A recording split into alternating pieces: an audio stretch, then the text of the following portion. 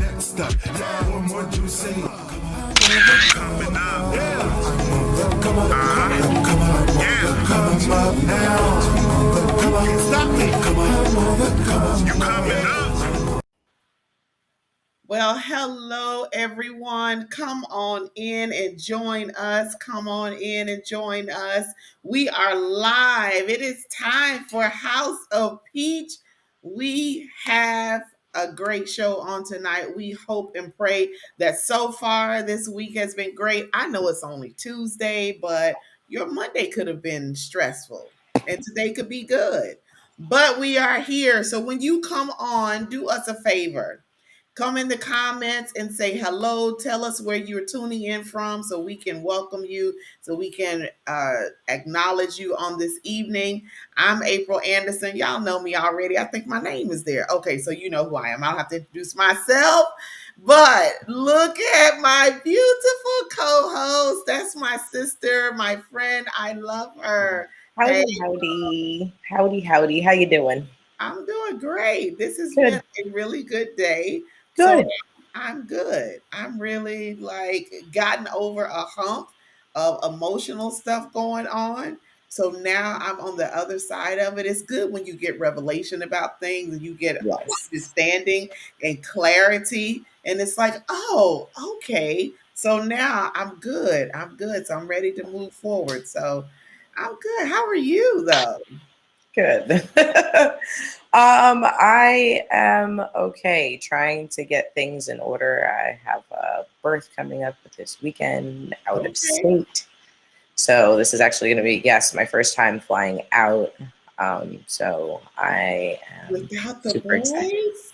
Yes, without the boys, Josiah was like, "Is there any way you could sneak me in like your backpack?" And I was like, Oh, "Dude," he was like, "How about dress me up like a dog?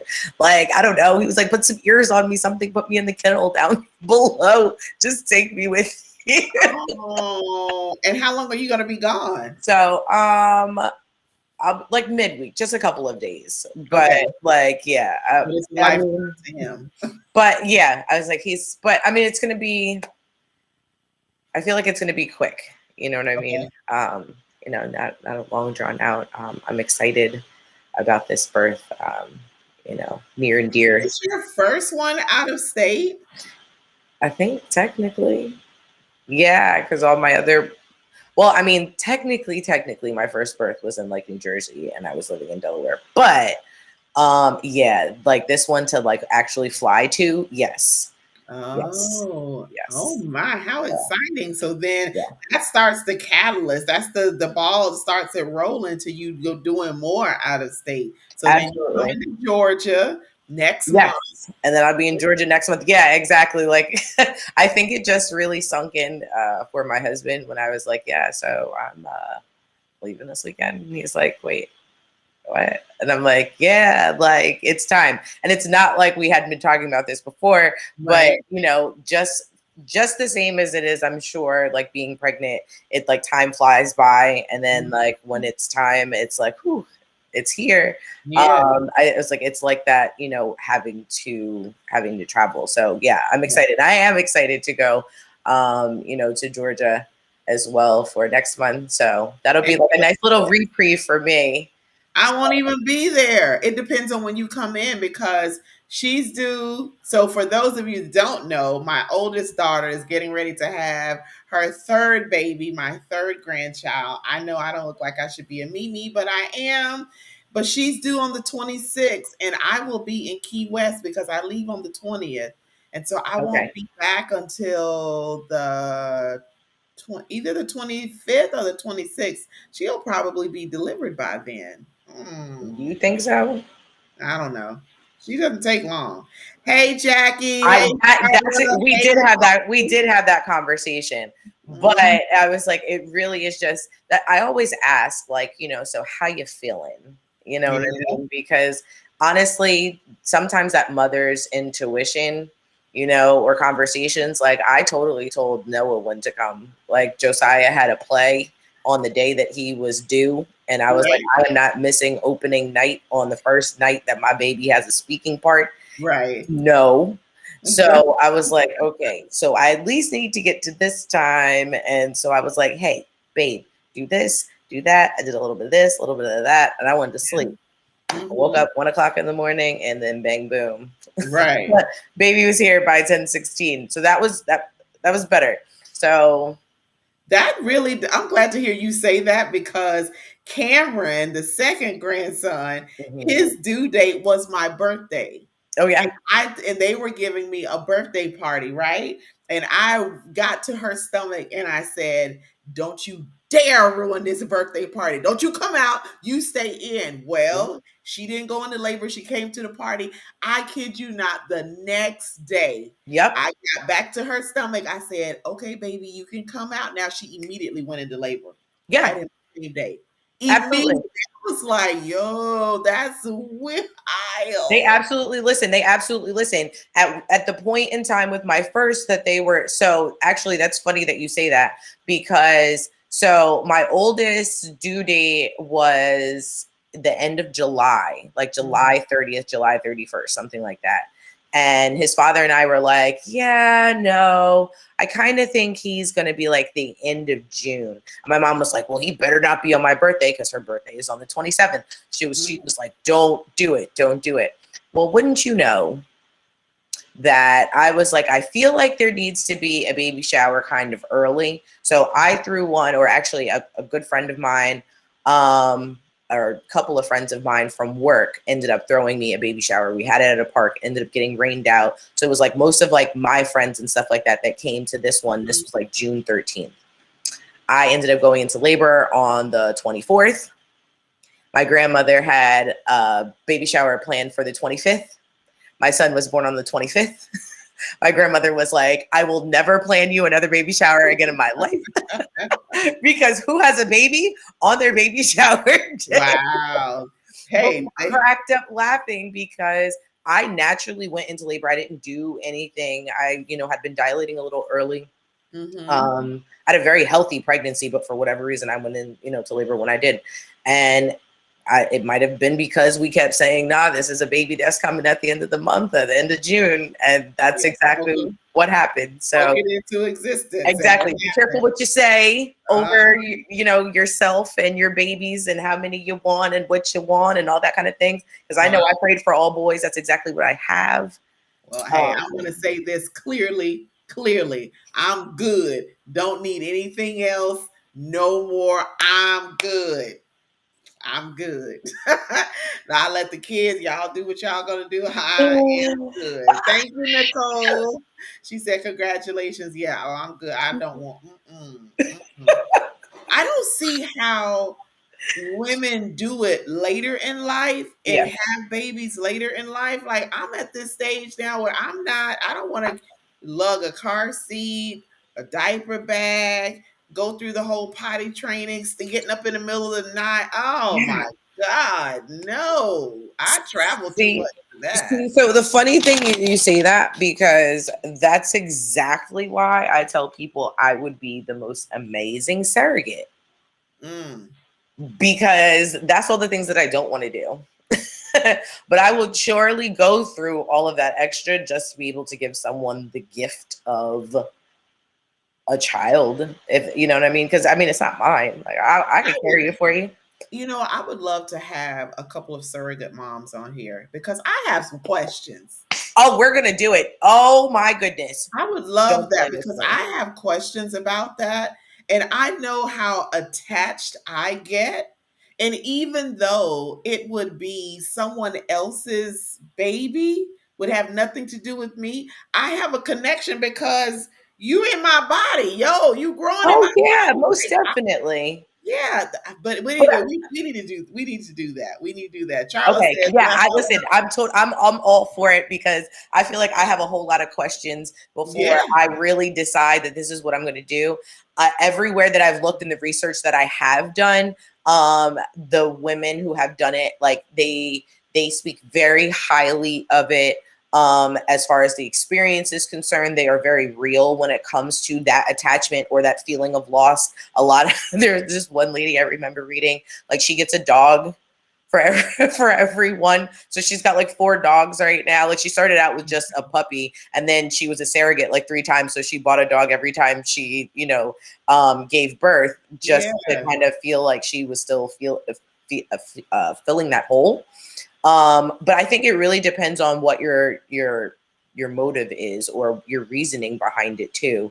And I think like it would be harder for me if it was something like an egg donation for me versus I think surrogacy, because I think I just already instinctively, I guess know how to kind of like shut certain things off.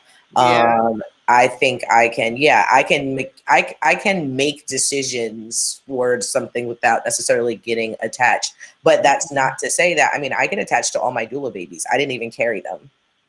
You know what I mean? Like, and I love to see them. I love to get pictures. I feel like they're my babies. I feel like I had 22 babies last year. Like it was great. And then when I get to see them, it's like, I feel like there's a connection with that as well. But it's wonderful to not have to do all of that. You know what I mean? I had a wonderful breastfeeding journey. I had a horrible breastfeeding journey. I've had, I think, spectrum as far as like the birth and the postpartum situations. So that I can handle. It's just after. No. I'm looking forward to having a couple of surrogate moms on here. I really want to have that conversation. Not that I'm interested at all, but I'm just, yeah. I mean, listen, if the spirit ever moves, I've got a few years left for you. I can most definitely be a surrogate for you if that's what you. Girl, Aaron, you make me a play date. I don't have a problem with the carrying. My body does crazy stuff when I'm pregnant, so I end up on bed rest. That's not what I'm worried about. Concern. My concern is after the hospital stay, and I got to bring this sucker home. Like, oh, I got to get up with you. Like, wait a minute, you want to eat again? Yes. Well, no. See, and this is why you have a doula.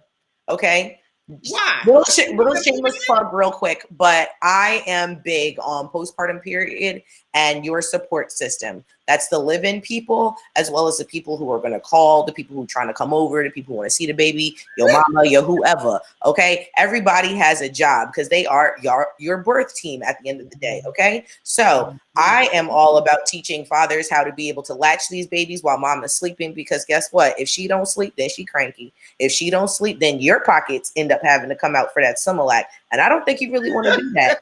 So let's make sure that she gets that sleep and hydration that she needs. And while she's sleeping, make sure you get into that kitchen and warm up some of them, meals that we done prepped, so that she's eating intentionally to make sure that she's got that good quality milk growing. Okay. Like when I say,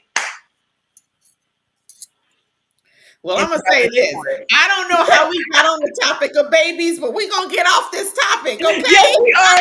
Because listen, no more babies. Listen, we've decided to double whammy you guys for today. You know what I mean? And it's one of those like, ooh. So we have a goodness. a whole lot of little everything. Yes, right. Exactly. So both of these women are absolutely amazing, very sweet spirits and powerhouses in their own right. They have amazing stories to tell, and how they got into entrepreneurship, exactly what they're doing, and to share some real life experiences. So without further ado, I don't know. I was like, we can bring them both on. We can do one at a time. Production, y'all are on it. But we've got a Barbie and Sela. Hello. Hey, Barbie, how are you? Hey, I'm fantastic. Thank you so much for having me. Hey, Sela, how are you? Hey, good. How are you? Great. I'm super excited to have you guys today. Oh my so God. Happy to be here. And so interesting, actually, if we do get into it, the Bell's palsy actually is very common in the 3rd trimester of pregnancy. So there you go. I mean, maybe you were connecting it even before we got started. See, there you go. Don't you, by now, April, we know everything that goes on in this show is just very divinely orchestrated. And it's always somehow intertwined. And honestly, in the 2 conversations that I had beforehand and talking to these ladies, I was like, oh my gosh, I absolutely love them. They are going to be great for the show. And I feel like I kind of like, this here is where I get attached. They're like friends afterwards. And I'd be like, I can't wait to, like, when I come to your, to your city, like, I definitely plan on, getting to see you. Oh, for sure. I'm the same way every time, I go on a podcast. It's too bad that we're not in person and we can't go out for a drink after. That's for sure. I know. But no, we will orchestrate something like that. And then we'll go live and you guys get to see that as well. We'll do a tour. We need to plan a big event and have all our guests like just fly in and we're all going to get together. That would be good. That would be absolutely amazing. Well, listen, either one of you guys can be able to start. For right now, I was like, just give a little bit about yourselves, introduce yourself, where are you from? And I guess like, let's shake it up a bit. Give us 3 interesting facts about yourself. Love it. Love it. Barbie, you want to go first? Sure. Let's see. I mean, I'm not sure if you'll find it interesting at all, but I have 2 sons, 18 and 16, who are lacrosse players. So same thing. I'm definitely done in the baby department. I had Bell's palsy in 2015 on the left side of my face, which is sudden onset paralysis. And I just recently started my podcast called The Real Talk with Barbie. So there's 3 interesting things about me. Cool. Well, it's nice to meet you, Barbie. My name is Selah Christensen, and I am from Washington State, but I currently live in Utah. We just moved here a couple of years ago when my husband got a new job here. We were in agriculture. I grew up in agriculture. My husband grew up in agriculture. And in fact, here's a fun fact. Our parents live across the street from each other. But my husband and I are 9 years apart. So we grew up in different times. And I was just finishing high school, and then he came home and took over his dad's business, and that's when we kind of rekindled or like reignited our friendship. And we had gone on vacations together growing up and stuff like that. I was friends with his youngest sister. So that's kind of how that came to be. But he got out of agriculture, and we decided to come to Utah, and we have loved it. I have 3 girls. I have an 8-year-old, she's almost 8. Next week she'll be 1, or she'll be 8. And then it's funny that you mentioned that earlier about the birth date thing, because my 2 oldest daughters, one's born on April 1st and the other is born on April 2nd. And I was like, you are not coming on the same day. And my husband was like, why not? And I was like, they can't have the same birthday. They each get their own day. If it has to be this time of year, they at least get their own time of day, or they're each day. So anyway. And then I have a 3rd girl, and she is 3. So I feel like I shared more than 3 facts there. So I'll just. It's all good. It's all good. Nice to meet you too. Yes. So we are happy to have the both of you on and the discussions that we're going to have. I know I'll have some questions. So Morgan, I'm going to let you kind of, however you want to roll with that. I usually take over, and I try not to do that. No, listen, I did like a pre-interview, so I know a lot of things. So I was like, you can just dive right in, and I'll just kind of interject because, I might know a juicy tidbit or 2. Like I definitely wanted, Selah to give the story about how she met her husband, because I thought that was like very interesting as well. And it's just like all in the family. But yeah, exactly. So I was like, go right on ahead. I know for Barbie, I would like, here's an or a different type of question. What's it like having now started a podcast, being on a podcast? Like, I mean, I'm sure that you have been a guest on other podcasts before, but now that you've got your own, how, do you find that different? Well, I love guesting on podcasts, and I've been doing it for quite a few years. I also do a lot of Instagram lives on my community. It's called Bell's Palsy Talk. But it is quite different when you're doing your own podcast, just with all the, the editing work and just having the commitment to get it up after. It's one thing when you're guesting that you can just, like right now, you come on, you chat. Well, that's great. That was fun. And then someone else does all the work, which is always nice. But having your own podcast, there is that part where you need to make sure that you're doing the follow-up after and the work and getting it off to the editor and things like that. I am looking forward to having guests on my podcast. I've done 2 solo episodes so far and just kind of getting all the platforms ready so that I can have guests and everything on my platform. It's very exciting. Awesome. So I want to get into your diagnosis and how early on did you start seeing symptoms to make you think like, wait a minute, something's going on before you were able to get that completely diagnosed? What were you experiencing? Well, when you look back, I can kind of see that things were kind of coming along. It was a Monday when I came down with it. Bell's palsy is sudden onset though. So you wake up and it's, you don't feel it coming on. It can get progressively worse in 24 to 48 hours. So when I look back, I can see like on the Friday, my ear was bugging me inside. It felt like, your ear's itchy, how it gets when you're getting a cold or a virus, but nothing that would have been a red flag. Bell's palsy is from a virus. So those are the things where there's unfortunately no tips that I could tell somebody that's like, hey, you know what, this happens to you, make sure you get to the hospital right away and get the medication. When I look back, I can kind of see things were happening. I wasn't feeling well. I was run down, but nothing that was out of the ordinary. Wow.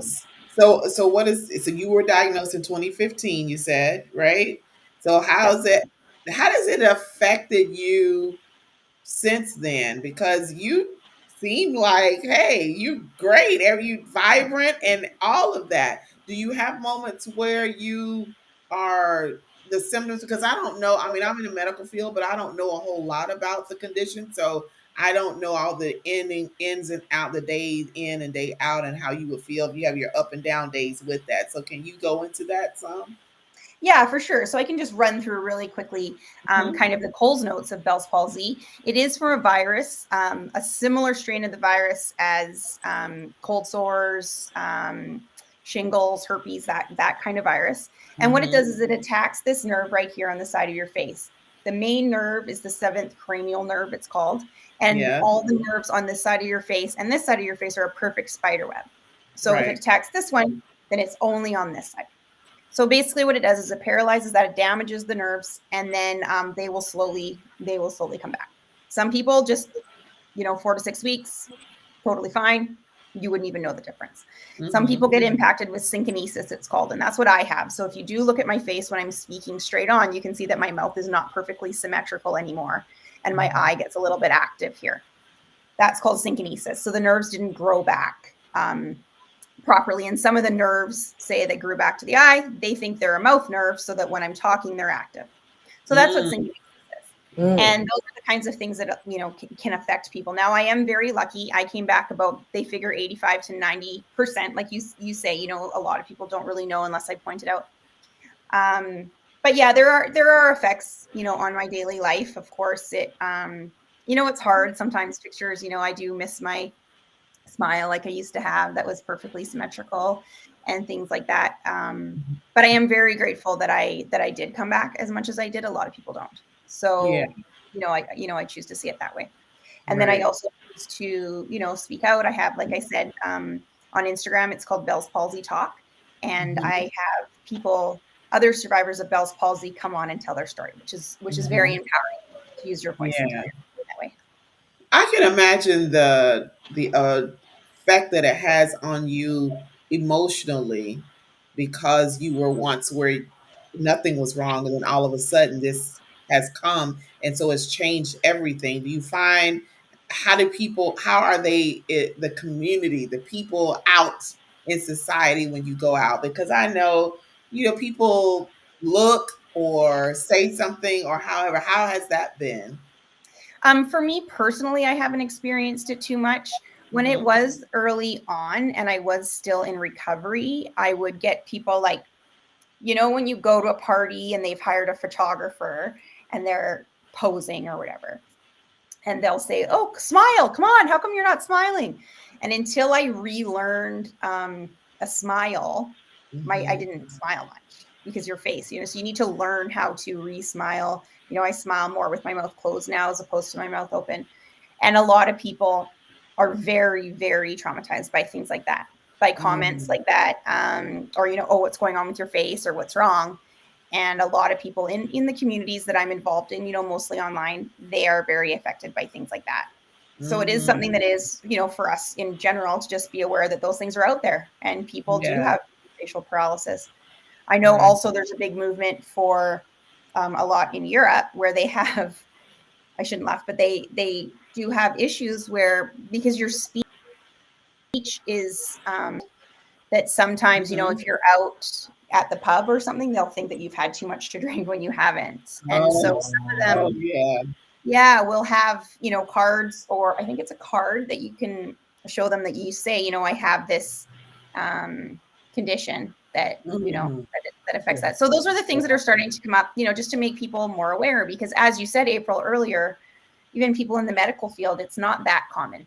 Yeah. So Right. common, but not that common. So that's why it's important to speak up and use platforms like this to spread the word about it, so people can be like, "Oh, that's interesting. Let me look into what that is even."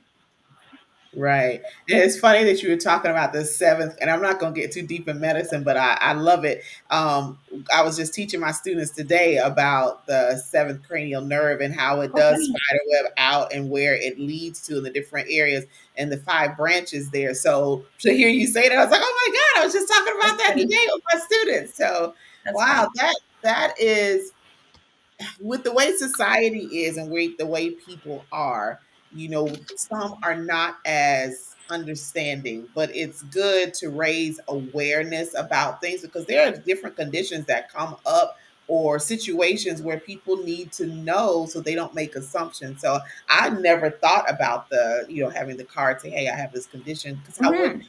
he personally would have never thought that someone would think you were already inebriated and you're not. Right. You're like, "I just had one glass. What are you talking about? This one little glass is not doing it." So Yeah. I understand that. Yeah. So that led you to start your podcast.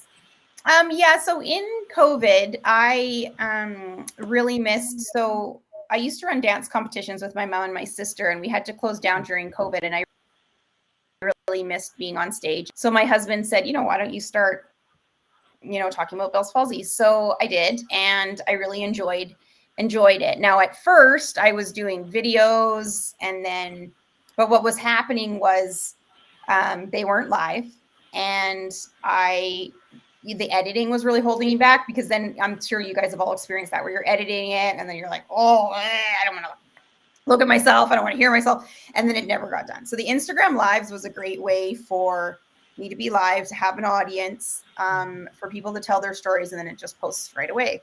So that I really enjoyed doing that and bringing people together and letting them, you know, speak their truth and share their story. It's really nice to be able to. Yeah.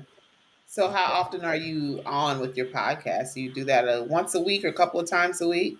Once a week is the goal, and right now, you know, like I said, I'm just getting rolling, so I'm a little bit behind in that, but that's the goal, you know, once a week.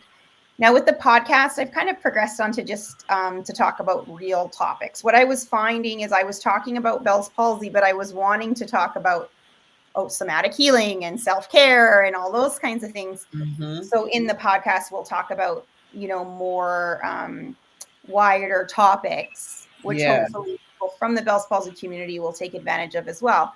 Because I'm not a medical practitioner, there's a lot of things, like I would have medical doctors come on and speak, which I'm happy to do and share, because I'm a talker and a sharer. Mm-hmm. But I wasn't sharing a lot of medical information, you know, because you want to be careful not to say the wrong Right. thing or information. So I'm really excited to just have a more broad Mm-hmm. topic base to be talking about Yeah. for the future.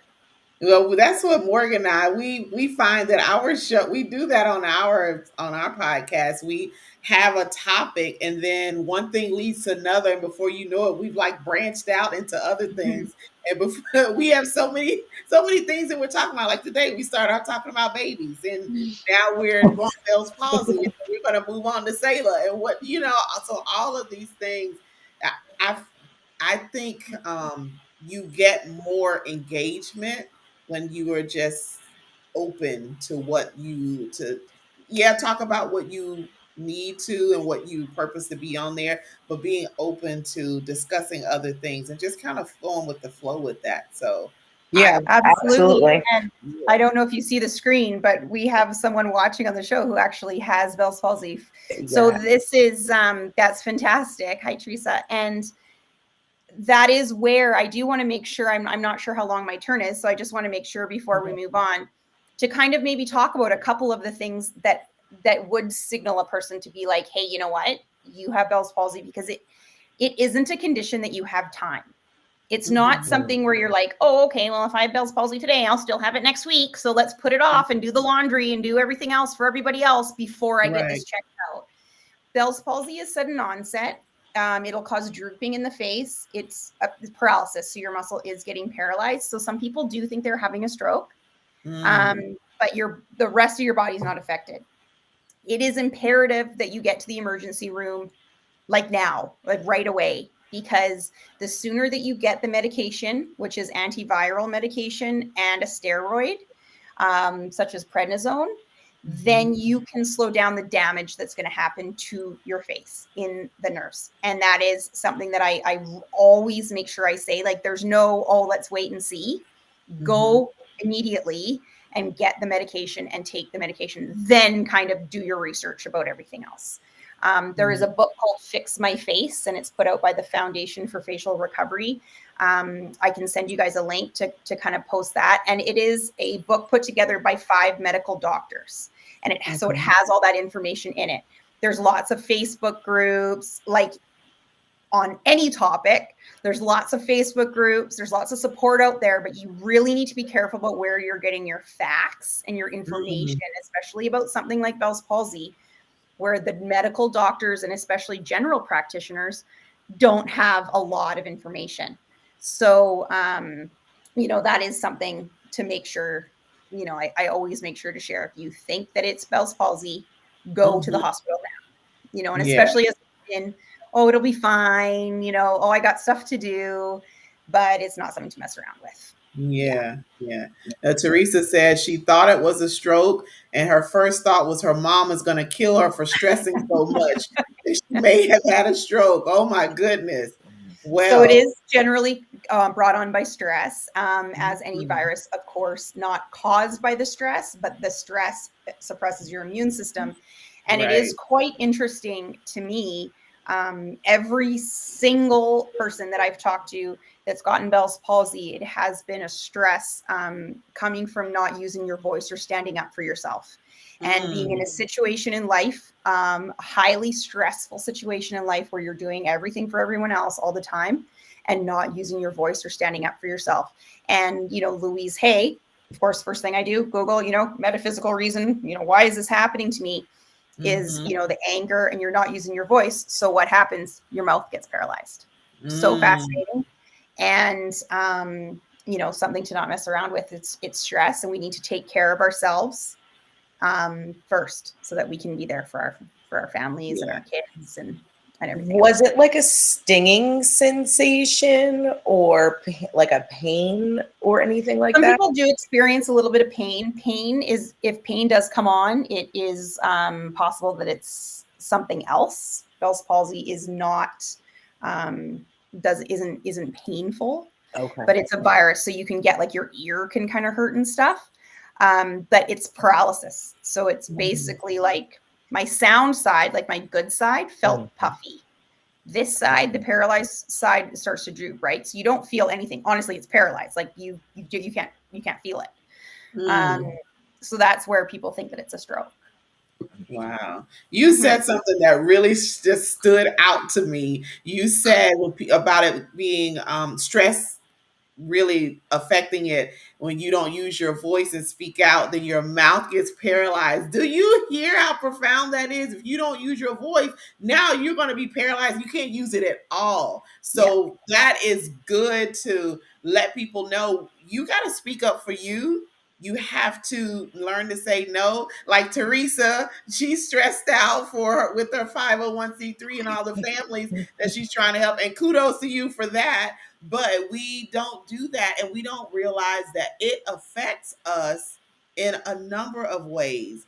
And viruses, although there is no antibiotic that you can take for a virus, viruses are the worst. And they run their course, and whatever they do in the interim while they are in your body is what they do. So let's prevent that from happening. So Barbie is giving you, if you start to feel something, hey, I go to the doctor. I go. Absolutely. Well, and it is fascinating. A couple months ago, I thought it was coming on again. And of course, I was freaking out. And I said to my husband, so this is my second marriage. And I said to my husband, I don't feel good. Like my whole side of my head hurt. And it ended up being a very mild case of shingles, just side note, is what my doctor said. But I had a headache and like touching, and I was like freaking out. And even though I speak about it on a very regular basis, I said to him, well, I'm just going to see how it is tomorrow. And he's like, are you kidding me? You literally what if this was one of your followers and messaged you? What would you say? Go to the ER right now. And I was like, okay. And then I went. But that's what we do. That is literally what we do as women. Oh, it'll be okay. I'll just see how it is tomorrow. Yeah. I'll just take some leave and lay down. Yeah. And just lying there and thinking, I'm going to be so mad at myself if I don't go right now. So I went, and it ended up being a case of shingles. But my doctor did say, because this has happened to me, there is a higher chance it could happen again with stress and shingles like that. So go take the medication. Teresa's saying Bell's palsy can be caused by Lyme disease. That is true. So that antibiotics that can help Lyme disease obviously has other issues as well. So I hope that you're doing okay with that. Right. Lyme disease can be a real beast. But so definitely if it is Lyme disease, you'll definitely need to take antibiotics too. But Bell's palsy straight up is just is from a virus. Now you need to take the antivirals, and this book, as I was saying, Fix My Face, which I can send the links later, will tell you amounts to take. And the doctors who do specialize in it recommend taking higher not amounts, but for a longer period of time than a general practitioner at a hospital will. So that it is something that you can just download and take to your regular doctor. Okay. Wow. Interesting. Sayla, you have been sitting there patiently, now taking it all in. I'm taking it all in. I love conversations like this because, and I didn't know Barbie was going to be here, which is, I think is great because it makes the conversation more candid, and I'm connecting a lot of my own personal story to Barbie's story. And, there's just lots of really fun similarities that are just kind of happening. And I love that. I love it. Yes. Go right on in. Let's talk about it. I was like, it's supposed to be like we're, just girlfriends sitting on the couch, being able to have a conversation. Yeah. And, it's like, it's all about like-mindedness. You know what I mean? Women who are really just into something. They are walking in their purpose. They are finding their purpose. They are finding their voice, being able to speak out.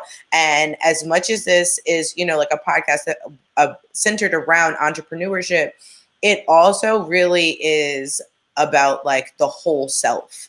And so that's why this really just works. Cause when you were over here talking about not speaking, I was just looking into,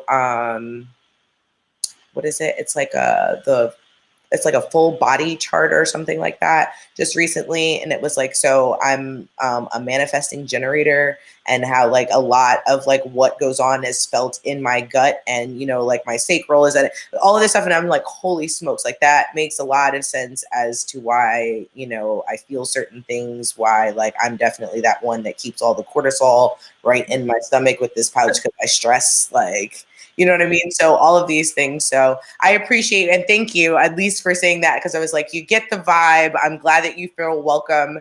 And, you know, this is, yes, I was like, it wasn't necessarily like planned, but this worked out like perfectly. No, So I love it. I love it. And it's funny that you're talking about that, because like when you, Barbie, when you started talking about, what do you call it? What's this thing? The seventh I could cranial feel my nerve. jaw like tightening, like it's just like a Right. self-inflicted tighten, and I was like, oh, that sounds horrible. But I also had kind of like a similar experience coming into my own entrepreneurship.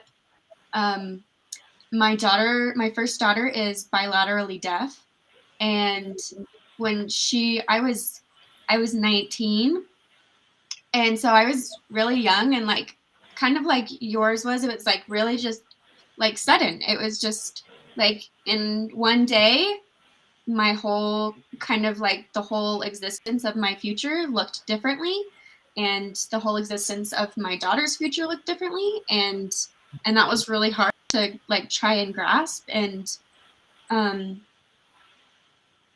about what other people would say, you know, if she had hearing aids for a little while, and now she has cochlear implants, but she had the hearing aids for the first 10 months of her life, and they would like flap around like dog ears because they were so big on her tiny little head, and she had the most petite, cute little ears. And so I was like, I gotta figure out, you know, the mom in me was like, this is a problem, I gotta fix it.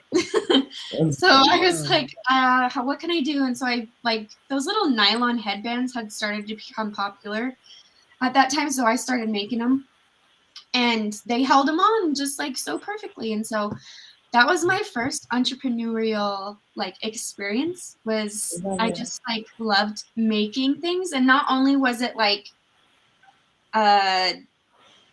what's the word, like healing for me to be able to create something, you know, again, but it was healing beyond that, because at the time I also was struggling with postpartum depression and anxiety, and I just really needed an outlet, something that was only for me, and my little bow business was that thing for me. And so I am a huge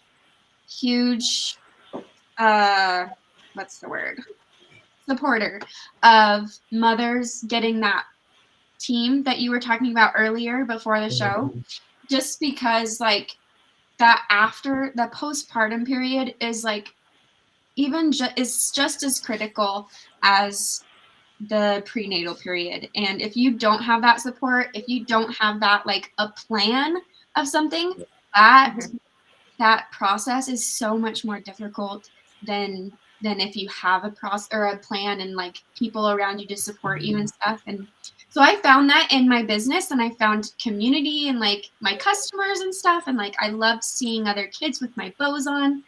And I started doing like, you know, I had social media, and I went to markets, and, you know, I just loved it. I loved it. And I became obsessed with the back end of business and things like that. So I just kept like learning, and ended up taking a little break from that. I like to say that I outgrew that business. It just wasn't serving me anymore. So I stopped doing that business like 3 years into it. And that was really hard to say goodbye to it, because it was such like, well, it's like your baby, right? You know, but that it it's just like entrepreneurships like that, and we grow grow the business. It just wasn't serving me anymore. And so I knew I needed to let it go, and I needed, like, that just meant that it was time for something else. And so I kind of let that feeling linger for a little bit, to like let the uncomfortable be so I could try and get some, you know, relevation or revelation, whatever, revelation. New one. And so I took a little break there for a little bit, and then I had some friends that started a skincare business, and I started to help them, and they were like, you know what, we kind of need someone. I was doing their social media at the time, and I was moving to Utah, and so they were like, well, you can't do social media anymore because you're not here to take pictures and stuff. So could you do our email marketing? And that's when I kind of became an email marketer, is what I like to say. I don't think I said that at the beginning, but I'm an email marketing coach. Okay. I help small business owners with their email marketing strategy and learning their platforms and problem solving the integration between social media and their email marketing. And I've been doing that for almost 2 years. And I helped that business grow 1,000% in a year with their email marketing. 40% of their monthly sales were coming from email marketing. And I have loved every second of it. Yeah. Except for of this like feeling of needing to do something that I can't put words to, right? And I had felt that before when I had stopped that previous business. And that kind of happened last October again, where I was like, I'm not really sure that this is really serving me anymore. And so I kind of had to like take another step back. And I think that's why I love entrepreneurship so much, because it's just a constant like self-learning, you're just constantly self-evaluating and trying to progress. And I just think there's no better way to like become a better person than to own a business, honestly.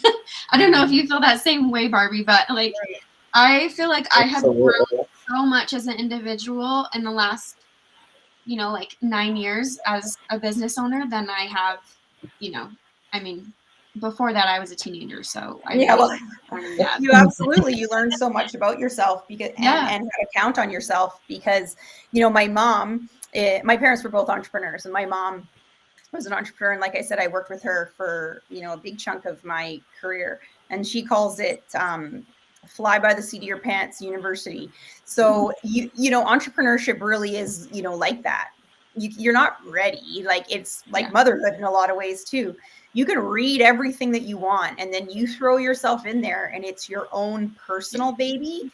You can't put words to that, like you're saying, to the amount of effort and pride and heartbreak and your worthiness is all tied up in it, especially now when there's social media out there too, where now you're out there talking about your business.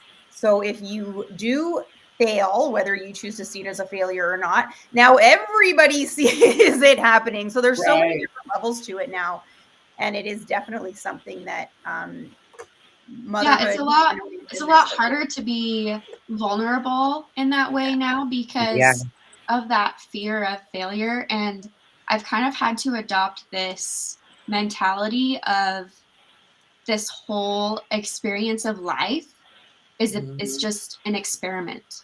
It's neither failing nor succeeding. It's just like we're just trying new things all the time. And that I tell my clients that all the time with their email marketing. It's like, if that didn't work, you try something else. Like there's no room, you don't get to say that, oh, that didn't work. Like, you gotta keep on moving. Work. And you learn something from that. And there's always something happening in your business that you can learn from. It's just that mindset of making sure that you are there and watching, right? And waiting for that learning experience to come so that when it does happen, you can go, oh, I know exactly what happened. I know what I need to do next time, and I can keep moving forward, right? Try it differently next time. And then you don't get stuck in this like, oh, I did a horrible job, I'm like a failure, and it's like connecting to your self-worth, instead of just like the mindset of being a learner, right? And I love that. That's been some on. You just dropped the gem there. I love that. And you dropped a gem right there. Yeah. I was reading the other day, I was reminded of I don't know the exact quote, but just that failure is actually a human concept. It doesn't actually exist. So where you're saying, okay, yeah, you know what, you have this thing that you tried and it didn't work. Well, failure is a human concept. So reframing it, like you're saying, learning experience, blah, blah, blah, the universe stepping in, maybe it wasn't the right thing, maybe it's the wrong thing. Who cares? Failure is not actually a thing. It doesn't exist unless you choose to allow it to exist. Yes. Mhm. Yeah. Absolutely. And I that's think that what I allows think us to be better I parents too. Oh yes. Like if Yes. you think about that, even with our kids, and like really trying to like build that self-esteem and understanding that, listen, like it's okay to make mistakes, and like honestly, here in the house is where you want to make them. I'd rather you make them here than out there, because not everyone is that, understanding out there, but here we can work it out. We can, we can problem solve. So, Try at least. Exactly. Take a Yeah. stab at it. Yeah. I like what you said, Sayla, about recognizing when that business of making the bands was no longer serving you. Yes. That was actually you being pushed to a different level, Mhm. expand and expand yourself and to grow, because you were talking about growth and progress. And some people, entrepreneurs, don't recognize when it's time to move to something that's going to challenge you and force you to think outside the box or try something that you may have been afraid to. So what are you being pushed to now? Are you still going to try to make this work when it's not serving you and it's not doing anything? Or are you going to go to something greater that's going to give you greater purpose, greater growth, greater expansion, and take you and open up a new world that you didn't even know existed, like a new era, a new place that you didn't even know that you would love, or not, I didn't even know I would be interested in it. Didn't even know that I would want to do that. I think about me with working in surgery and loving everything about it, but then switching over to still working in surgery, but now I'm the education side of it. I didn't know that I would enjoy doing that part. And then now all the boards, all the committees, all the traveling, like, whoa, this is when I really was trying not to do any of that. Like, no, I'm good. I'll just stay right here. I'm okay. Like, no, but you're being pushed to do something greater. So as entrepreneurs, we need to recognize that. You have to see when that stuff is happening, and don't just think, oh, I'm just having a bad day, let me just take a break and then I'll pick it back up. And then you take a break and you pick it back up and it's the same thing. Well, that's probably your sign you're done with that. So I like that you said that and recognize that you need to move on to something else. Right. And I like the fact too that it also was something that was almost like completely different. I like to say, I've worn a lot of different hats, and the conversation has always been like, do you really know what you're doing? Or, it seems like you're all over the place. And so, being able to understand that flexibility that's necessary within entrepreneurship, because like you said, it really is about learning yourself. You find out that there are things that you can do. You find out that there, are things that you like and that you're really good at, that honestly, if you were working, a 9 to 5, and this doesn't knock anyone who does it, but if you were working that, you might not have been able to discover that, because it doesn't give you the room to really explore your abilities or to do things the way that you might even do them. That was, I think, one of the main reasons that catapulted me into entrepreneurship. It was that I was working with and for a lot of people who had really never done my job, or wasn't doing it as efficiently as I was doing it, or that I could be doing it. And I felt stifled in a sense of not being able to even bring myself to the table. It was like, just too cookie cutter. And it's like, what's the point of having an employee if they can't be themselves? Like, the point of having someone work with you is for them to bring their special to the table. So if you're not allowing them to shine in that way, then kind of what's the point? Well, And you might that's as well just do typically all why your- people Yeah, exactly. quit jobs anyway, mismanagement. Mhm. It's really hard to grow when you can't be creatively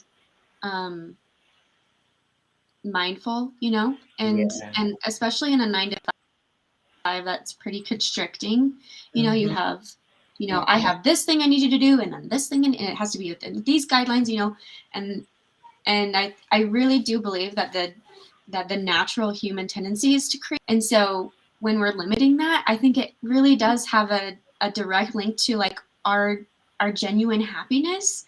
And so I really believe that entrepreneurship is just one ways that like happiness and in my and being a mom is like really draining, right? But I get to have this own little thing that's mine, you know, and allows me to be creatively, you know, exceptional and like trying new things and like, you know, and that's really where you grow too, is where you're creatively making decisions and trying to decide between, you know, whatever this is and whatever that is, you know, if I want to do this post or that post, you know, those just even those little decisions that you get to make, I think really make you as a human being happier. And so I like to tell people, like, if you've had an idea, like, you should just go do it, you know, like, what are you actually afraid of? Because if you can get to why you're actually afraid of it, are you afraid of failure or are you afraid of being vulnerable? Because those two things are all about your mind, your mindset. You know, they're never actually about what anyone else is going to do. It's all about your control over what's going on in your head and how you decide you're going to perceive other people's, you know, perceptions of you and stuff like that. So there's a lot that I could go into, but I won't. But you could say that my entrepreneurship is really what saved my enjoyment of motherhood too, because it's just been a really great outlet for me. And I really encourage, if there's a mom out there that's listening, that's like, I've had this idea, sure, do it. Just do it. Be I was much when you get in happier and failing than not trying at all. And that there's no rush, you know, for you, like you're saying, like, I think a lot of times too with moms, you know, we're tired and we're, you know, I mean, the lack of sleep, I mean, that postpartum stuff, like, that's no joke. That whole, like, that 6 months after you have a baby, I tell all the, you know, new moms and anybody I can talk to, like, anybody would be depressed and anxious if you're not sleeping. Like, if anybody goes and you literally don't sleep for 6 months, and then and if that person just hadn't had a baby, would anybody be shocked that you're depressed and anxious half the time, jumping up the walls? Like, no. So it's a human beings can't function without sleep. That's why it's like a torture mechanism, you know, and that's just one of the multiple things that are going on at that time. Other hormones and all the things. So not only that, you're like sustaining another human life. All the things. Yeah, like, absolutely. On your own, you're like sustaining another human. Like, that's crazy. And being like, what? I'm so glad you guys are saying this, because I literally right before I logged in, I was on the phone with a client and I was literally having this conversation, and I was like, listen, hold on. We need to like revamp some things for this postpartum plan here, because like, I'm not even going to feel good getting back on a plane going home if we don't have certain things. And I was like, nope. Like, so no, I was like, I appreciate this. I'm definitely going to make sure I send this to her so that she can, you know, hear this as well. But can you touch a little bit on like that I don't want to even say that mom guilt, but it typically ends up coming with that balance of, like you said, it does allow you to enjoy motherhood, because if all you had to do all day was your kids, it would drive you crazy. Like, because you're managing so much, and at no point in time is there like a timeout for you to go regulate all the things that you're feeling and dealing, like, because you're human as well. And a lot of people we don't give ourselves as moms grace in that human department. So can you talk about that, you know, that, like I said, that balance, but then, you know, dealing with that mom guilt and understanding that it's okay if you're good at something or you feel good about what you're doing, because it's allowing you to have that outlet. Like, talk about that for a bit. Yeah, you know, I'm glad we're talking about this, because I feel like it's something that kind of assumed a lot of times when when moms are in business. And like, I think that a lot of moms, maybe even there's probably some, I know personally, that they don't feel any guilt at all, you know, and they feel drawn to just running their, and like that's their bread and butter, you know, and like that's how they're providing for their family. But like for me, like, yeah, like mom guilt's real for sure. I mean, it happens even outside of like me working. I feel guilty when I leave them to go on vacation with my husband, you know. Like it doesn't matter if it's business or if it's personal, you know, it's always going to be just a mindset thing again. And it's like, okay, my time is valuable with my kids. Yes. My time needs to be spent here with me by myself, and it also needs to be spent with my husband. And so when I separate those three things and go, if I don't get time with myself to be creatively, like have a creative outlet, then I will not enjoy being with my husband or with my kids, which makes that whole time a waste, right? And so, I mean, this is even day to day, right? Where I'm like, you know what? How do I feel today? Am I really wanting to spend time with my kids? Or do I really need to just kind of like self-care today? And like, do I need to send the kids to a babysitter? You know, like, do I need to sit down and like creatively just work it out, you know, and things like that? And some people aren't able to do that, you know, and some people just kids at home, which is fine. Netflix is one of our nannies. I'm not afraid to say that, you know, but there's just, that's my time now is this time that I'm spending now going to help me value that spending with these other people more intentionally. Does that make sense? Absolutely. Yeah, I really like that description because I do. Yeah, it's a valuable reason to be spending that time. And I do think that it isn't, you know, is important. This is something I've learned, you know, my kids are 18 and 16 now. And I'm, you know, I still have that kind of, oh, you know, what if I, you know, they need to do something or whatever. And it is important. And it is important for us to also something to tell us to teach our kids that, hey, these are the things that I've learned. And this is, you know, my time of allotting time. It's a priority that I've spent time on my relationship with that. It's a priority, you know, so that later in life, now your kids will be like, oh, you know, they taught me that as well. I like that. I grew up with entrepreneurial parents as well. And like my dad is an orchardist, an apple orchardist. And then my mom had a little sewing business where she made hooded bath towels for a really long time. And I remember being so proud of my mom, and like she worked so hard and she was doing really well. And she stopped one day because she was sad every time that her kids came into the room and said, Mom, I want to go swimming or something.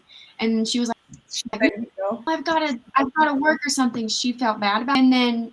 And then she couldn't get past that.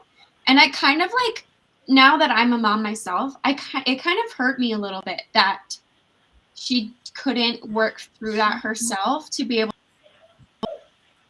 to just give her, because I admired that about her. I admired as a child that she was working hard and that she was creating something, and like it was successful, you know, and she enjoyed it. And I loved seeing her happy. And then knowing I felt guilty that it was she had to stop doing that.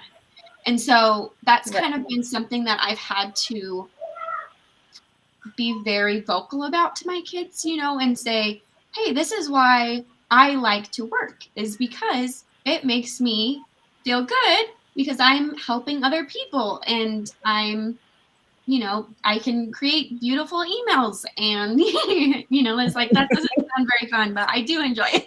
No, but I do think that you're being open and communicating with your kids. Yeah, because I do think that is really important to have that open communication with your kids, and so that they don't feel like those, like your kids and your work are tethered together in your decision making. you know, and I mean, they are, but not so much so that you have to give up one for things. Or if your family situation is that case and you do have to give up one for the other, it's also okay to say, hey, you know what? You know, for any moms listening, like, mom's got to work. I have to pay the bills. These are the things I have to do. It's not because I don't love you. And those are the things that I think our generation is doing a better job at, is just communicating those things. Like, let's just talk about it. Whereas, you know, 40 years ago, and our parents, et cetera, they just did the things and kids were just there, and that's okay. Yeah. But now us moving forward, you know, just communicate, and whether that ends up being something that they talk about in therapy later when they're 40 or not, at least they know what the real story is. Yeah. Yeah. And honestly, if you can find a, no, I was going to say, if you could find a way to integrate your kids as well, you know what I mean? There are times where, like, you know, I'm in the middle of doing something and I'm like, you know what, you know, this one wants to do this. This one wants to do this. Okay. You know what, guys, right now I have this catering. I needs to get out the door soon. Like, how about you do this and you do this? And now this is still me being able to spend time with them without feeling like you were saying, you know, pulled and having exactly. It's a communication thing, and so everybody kind of is in the loop. And I think that that's the most important thing. I think that a lot of times we think of kids as, oh, they're just kids, and they're not. They need to understand as much information. They'll process the information that they're ready to process, and just be aware of the situation so that they feel in the loop as well, just like we would want if the roles were reversed. Yeah. And kids nowadays understand a whole lot more than we give them credit for. They see a lot more than we think they see, and I know with my daughter, she's 9. My youngest is 9, and I'm still trying to get her to understand that when I'm working. So she thinks that when I stop teaching class, I'm done. Like, no, I'm still working. I still have work that needs to be done. But when I stop, when she's watching the clock, so she knows when it's time for me to get off. So she's like, okay, mom, you're done, right? So then now I shift and let's do this. So she's patient to wait for that and understands, if my mom doesn't work, then we're not going to have lights on. We're not going to eat. And that's important to, you know, to communicate. Yeah. Yeah. And she waits, even though she doesn't want to, she waits. I think those boundaries are also really good to have for yourself, because I think it helps control that mom guilt as well, where it's like, if I am sitting in this space, right, mentally, I am here, and this is the only place where I am going to work. Everywhere else, I'm a mom, right? But this right here, this space is where my boundary is. This is where, like, I really do think that spaces hold specific energy.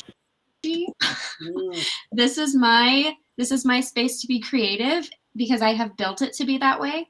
And my kids know that. They know that if I'm sitting over here, like, I'm working. And so they'll say, when are you going to be done? You know, and then I can say, give me 10 minutes or whatever it is. And then I'll finish up. And then when I leave, I'm gone. I turn in my brain off. I'm back into mom mode.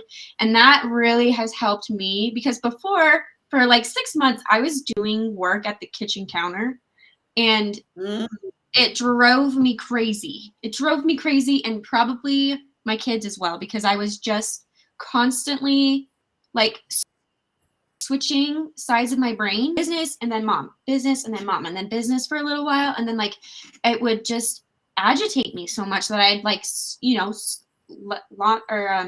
what's the word?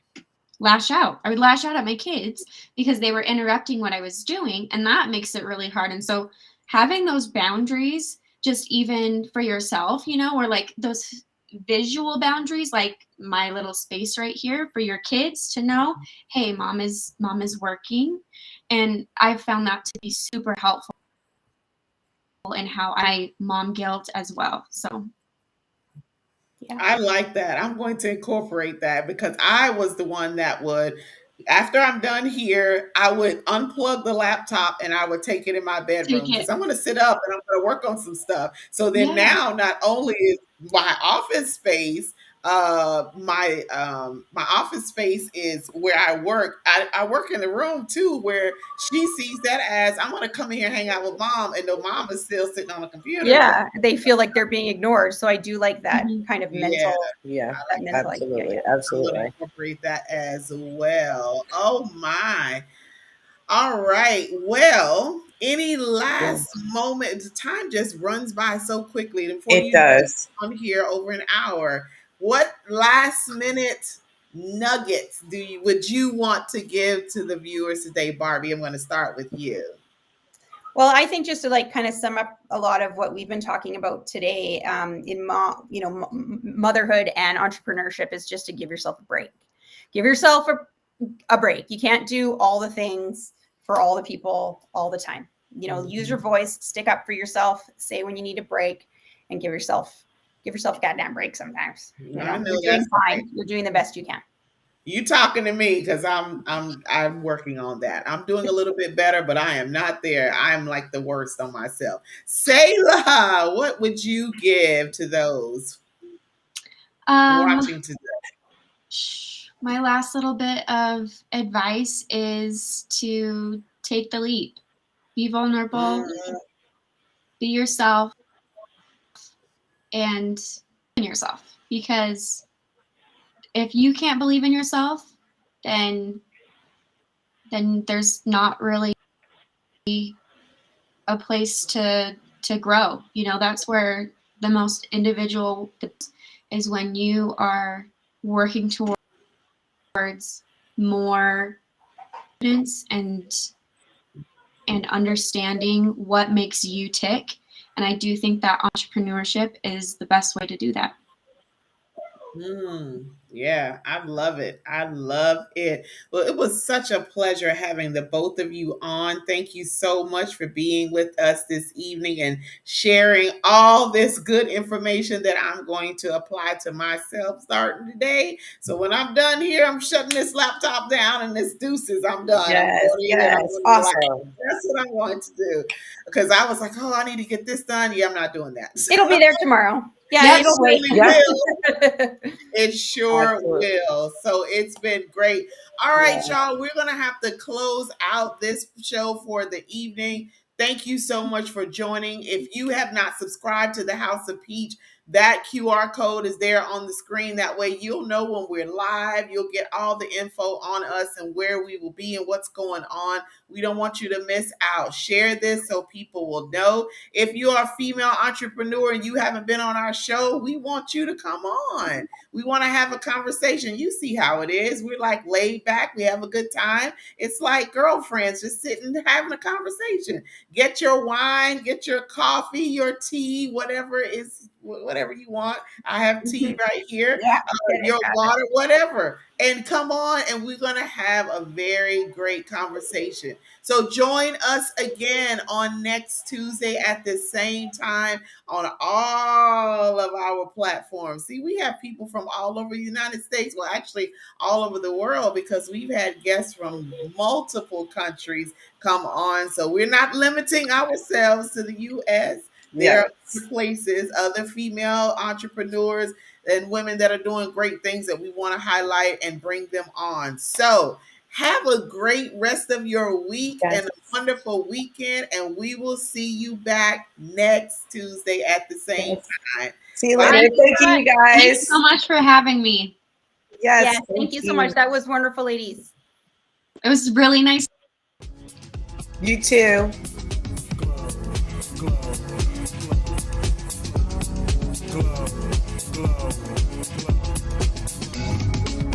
Yeah, I'm so extra. Express myself, I'm next up. Yeah, more juicy. Coming out. Yeah. Come on.